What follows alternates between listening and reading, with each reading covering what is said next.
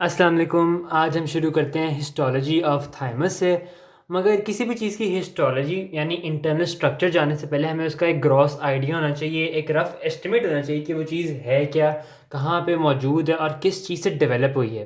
तो आए थाइमस को भी हम इसी तरह शुरू करते हैं। पहले देखते हैं प्राइमरी लिम्फॉइड ऑर्गन। थाइमस एक प्राइमरी लिम्फॉइड ऑर्गन है। इसका क्या मतलब है? इसका मतलब है कि थाइमस में जो सेल्स मौजूद होते हैं उनकी सिर्फ डेवलपमेंट और ग्रोथ होती है। यहाँ पे एंटीजन मौजूद नहीं होता, और जो एंटीजन मौजूद होता है वो कंट्रोल्ड इन्वायरमेंट में मौजूद होता है, वो भी उन सेल्स की डेवलपमेंट के लिए मौजूद होता है। यहाँ पे एंटीजन और एंटीबॉडी रिएक्शन नहीं होता। ये एक प्राइमरी लिम्फॉइड ऑर्गन है। फिर आते हैं supplier of mature T lymphocytes. मतलब थाइमस से मेच्योर टी लिम्फोसाइट्स बन के बाहर आते हैं। अच्छा, तो इमेच्योर कहाँ पे बनते हैं? इमेच्योर टी लिम्फोसाइट्स तो मल्टीपोटेंट हेमाटोपोटिक स्टेम सेल से बनते हैं बोन मैरो में। बोन मैरो से वो आते हैं इधर थाइमस में, और थाइमस में इनकी मेच्योरेशन होती है। उनका इमेच्योर स्टेज से मेच्योर स्टेज तक जाना, इसे कहते हैं टी सेल एजुकेशन, जो कि थाइमस में होती है। और इसकी डिटेल हम आगे वीडियोस में भी देख लेंगे कि टी सेल एजुकेशन असल में कैसे होती है। एजुकेशन से क्या मुराद है? उनको हमने एमबीबीएस तो नहीं कराना। एजुकेशन से ये मुराद है कि उनको कॉम्पिटेंट बनाना है फॉरेन एजेंट्स के ख़िलाफ़, कि वो फॉरेन सेल्स के ख़िलाफ़ काम करें और अपनी बॉडी के ख़िलाफ़ काम ना करें। इसका ऑटो इम्यूनिटी में भी बहुत इंपॉर्टेंट रोल है। टी सेल एजुकेशन एक बहुत ही इंटरेस्टिंग टॉपिक है। आगे नो लिम्फॉइड नोड्यूल। लिम्फॉइड नोड्यूल क्या होता है? बी लिम्फोसाइट्स की एग्रीगेशन को कहते हैं लिम्फॉइड नोड्यूल। अगर बी लिम्फोसाइट्स एंटीजन से स्टिमुलेट नहीं हुए हुए तो उसे कहते हैं प्राइमरी लिम्फॉइड नोड्यूल, और अगर एंटीजन आके उनको स्टिमुलेट कर दे तो उसे कहते हैं सेकेंडरी लिम्फॉइड नोड्यूल, जिसमें जर्मिनल सेंटर और मैंटल जोन होता है। थाइमस का ये फीचर है कि इसमें बी लिम्फोसाइट्स होते ही नहीं है, तो लिम्फॉइड नोड्यूल भी नहीं होता। ये सिर्फ टी लिम्फोसाइट से के मुतल्लिक होता है। कुछ ग्रॉस फीचर्स की बात करें तो थाइमस बायलोब्ड है, और इस पर कैप्सूल होता है, कैप्सूल एक कवरिंग होती है जिसको सराउंड करती है। बायलोब अगर हम देखें तो इस किस्म का होता है। इस तरह थाइमस के दो लोब होते हैं, इस तरह एक दिल होता है, इस तरह थाइमस के भी दो लोब होते हैं। और एम्ब्रियोलॉजी की बात करें तो थर्ड पेयर ऑफ फ्रिंजल आर्चेस, जो फ्रिंजल आर्चेस होती हैं जिनसे स्ट्रक्चर्स डेवलप होते हैं, उनका जो थर्ड पेयर होता है वहाँ से थाइमस डेवलप होता है। ये बहुत इंपॉर्टेंट पॉइंट है लास्ट वाला। Well developed in general and involutes in adults. Involutes का क्या मतलब है? पहले चिल्ड्रन में देखते हैं। जब आप किसी न्यूनेटल यानी बच्चे के थाइमस की स्लाइड देखेंगे तो आपको कुछ इस किस्म की नज़र आएगी। बिल्कुल ऐसा फीचर होगा उसका।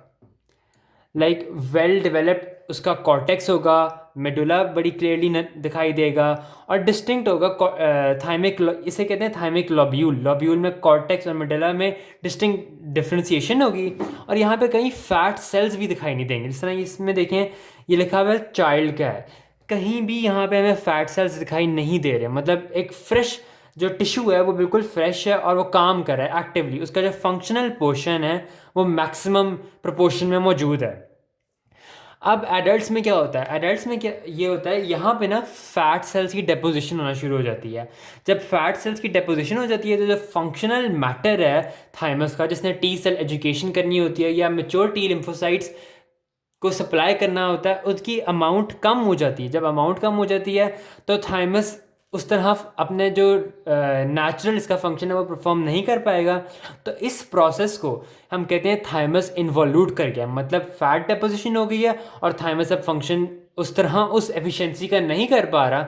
Now the thymus has become involuted.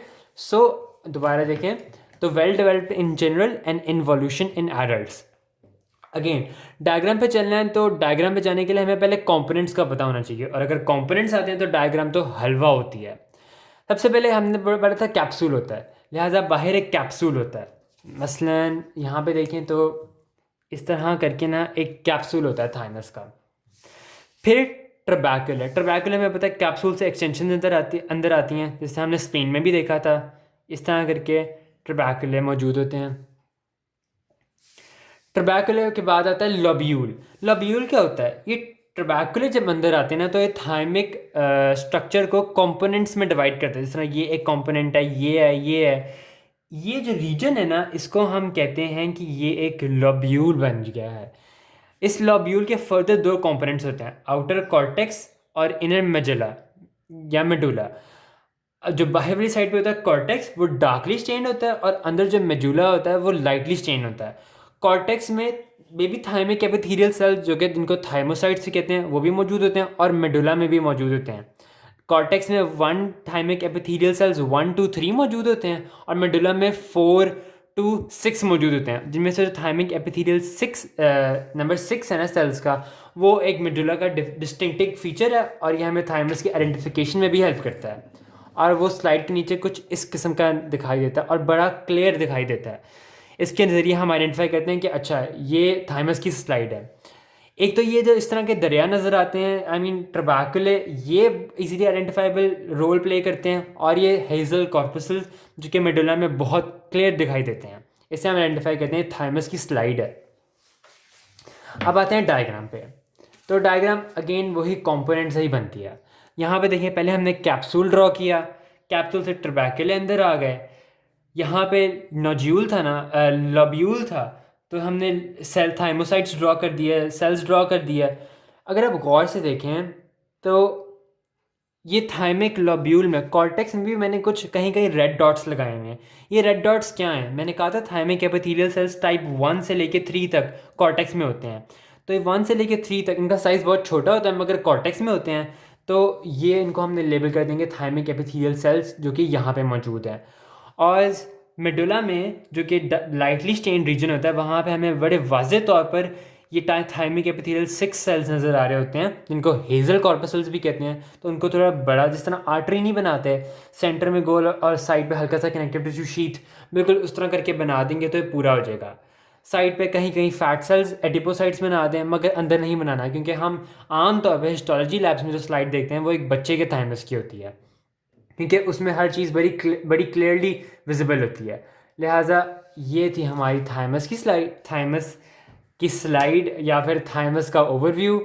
सो अगर आपको वीडियो पसंद आई तो do give it a like button, and also don't forget to subscribe for more content. And level 2 की वीडियो में हम आगे डिटेल देखेंगे, टी सेल्स एजुकेशन और ब्लड थाइमस बैरियर वगैरह, वो हम लेवल 2 में देखते हैं। अभी के लिए ये ओवरव्यू ही बहुत है। Thank you.